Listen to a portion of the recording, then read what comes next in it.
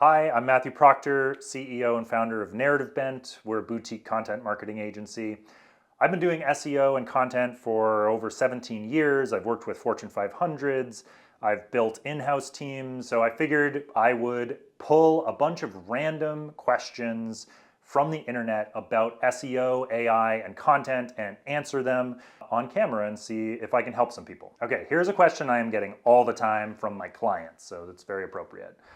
How do we create content that AI overviews, so these are Google's AI overviews that they're putting on top of every search result, will cite instead of stealing from? Okay, so first of all, they're gonna steal from every content you make. That's kind of what they do, so put that aside.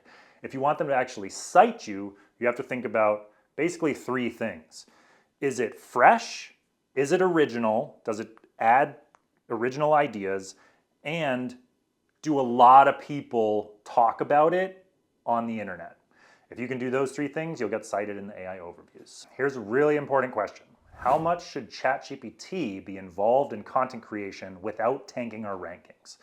So first of all, Google has made it clear they don't care if content is AI generated or human generated. They just want it to be good. And so it's okay if you're using ChatGPT, but the more you're leaning on it, the more at risk you are that you're going to be creating content that's just not very good. You have to remember that ChatGPT does not have original thought. It cannot provide any new or novel information. That's a human being's job. And so I've found, and our team of editors has found, that the best way to work with these large language models is to treat them as like a junior writer. So send them out on assignment, send them out to do some research, but check their work rigorously and edit it heavily. It's kind of a symbiotic relationship. You got to go back and forth. Turn your editors into cyborgs. Don't just replace them with machines. This is a scary one. I think about this a lot. If ChatGPT already answers my customers' questions, why should we make content at all? The reason you're going to be making content in the future, it used to be that you're trying to get clicks to your website and you're trying to attract attention. In the future, it's going to be create content to influence the conversation and what these large language models are saying about you and about your product and services.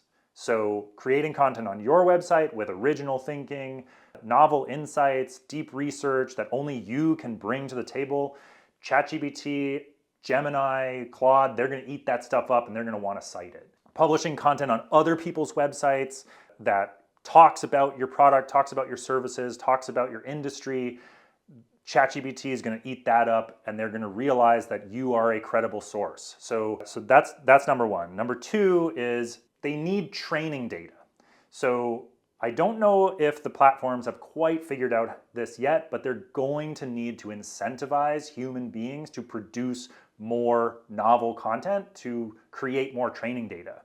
If all they have is AI generated content, it's going to corrupt the models and ruin the whole product. And so ultimately it's our job to add to the total knowledge base, and so the AIs will pick that up. So that's why you're creating content in the future. Here's a question. What does made for search content actually mean, and why is Google supposedly killing it?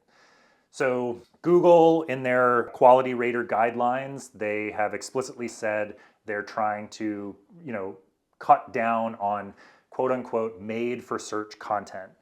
Basically, this update came from their response to all of the AI generated content that's coming out right now.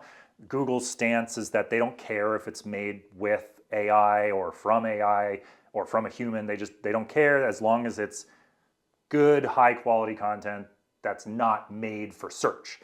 So what does that actually mean? Well, made for search content is basically if you picked a keyword and you created an article or a page on your website that was explicitly, the only purpose of that content is to get Google's algorithm to rank it well and send traffic to you. They want to rank websites that are made for people. And so I think the easiest way to get around this is just to know your audience, know your customer really well, and don't think in keywords, think in topics, think in questions. What kind of questions do they have that you and you alone can answer? That's what you should be putting on the website.